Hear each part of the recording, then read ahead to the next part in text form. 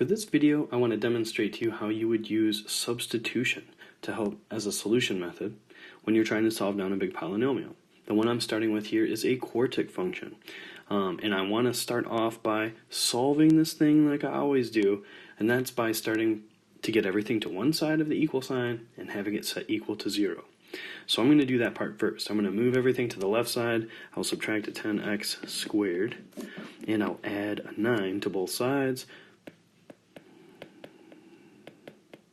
The right side will cancel, and I'll have an x to the fourth minus 10x squared plus 9, all equal to 0. Okay. At this point in time, what I would typically do, just to see, is I would try and factor out a greatest common factor. That's always going to be my starting point when I can. There isn't anything that's common to all three terms, though, so this method is out.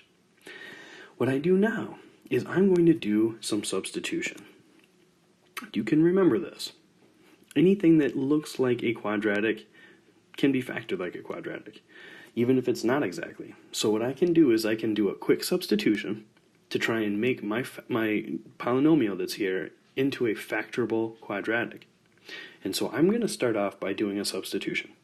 I'm going to let my x squared term equal a. What that does is it changes a little bit of my equation around, because that x squared is going to become an a.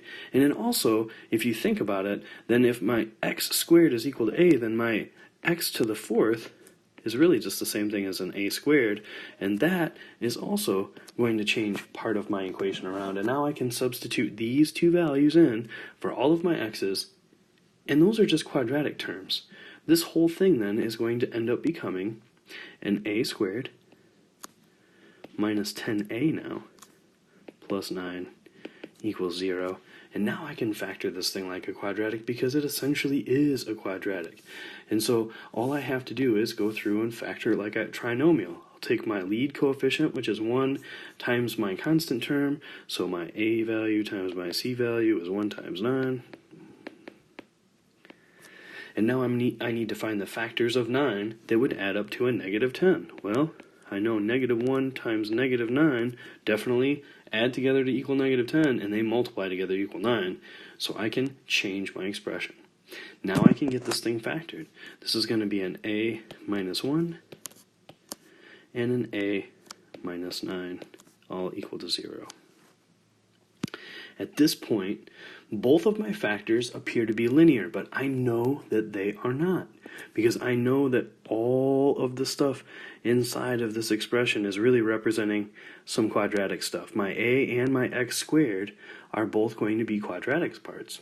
So I'm going to substitute the x's back in. If a is equal to x squared, then that means it's x squared minus 1 and x squared minus 9. And now I can go through and factor these even further. Remember, you're not done factoring until all of the factors that you have are linear. And right now I have 2 different quadratic factors, so I'm going to keep working on this. The first set of parentheses here is a something squared minus something squared. That's the difference of perfect squares. The thing that was squared to make x squared was x, so I'm going to put that first in both sets of parentheses. The thing that was squared to make 1 was 1, because 1 times 1 is 1. I'll put that second, and then I just plus minus it, and now I have 2 linear factors. This one was also something squared minus something squared, so I can factor those down really quickly as well. The thing that was squared to be x squared was x. The thing that was squared to become 9 was 3. And then I just alternate my signs. Now I have all 4 of my factors. I can take each one of these and set these equal to 0 and solve. If x plus 1 equals 0, then x equals a negative 1. If x minus 1 is equal to 0, then x equals 1.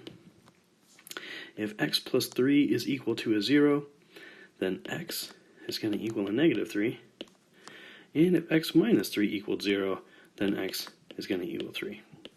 And those are all 4 of my solutions.